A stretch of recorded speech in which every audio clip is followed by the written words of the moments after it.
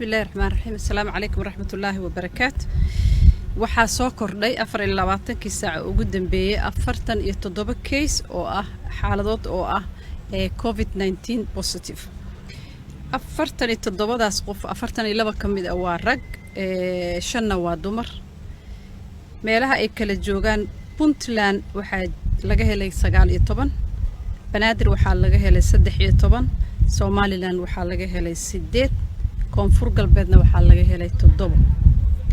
da'ada dadka laga helay ay u dhaxayso hadaan dul maro 20 sano wixii ka yar waa eber qolkiiba 20 ilaa 39 waa 43 40 ilaa 59 waa 43 60 sano inta ka weyn waa qolkiiba waa 14 sano.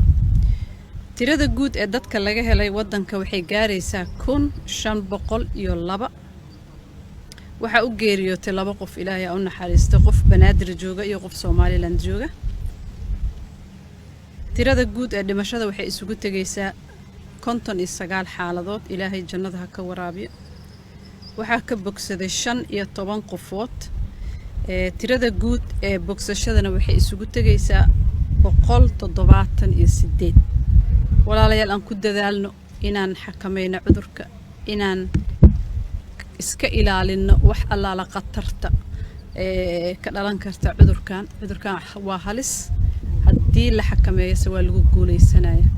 in ma aragtay meelaha ciriiriga la iska ilaaliyo, in afka la xirto markii la baxaayo, gacmaha in la isaga dhaqo saabuun iyo waxyaalaha loogu talagalayo nadiifiska ah lagu dhaqdo, in meelaha ciriiriga laga joogo, in qofka haddii uu calaamadihii arko inuu wacdo nambaradii loogu talagalay oo la siin doono talooyin iyo waana wax walba ku aadan.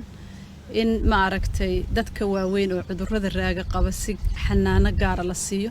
qofka haddii uu fahmo qofka la jooga inuu leeyahay calaamadihii wax u dhow cudurka, in ma aragtay laga feejignaado, qofka gooni loo haayo, loo waca nambaradii, lala taliyo, uu raadsado meesha ugu horeyso caafimaad.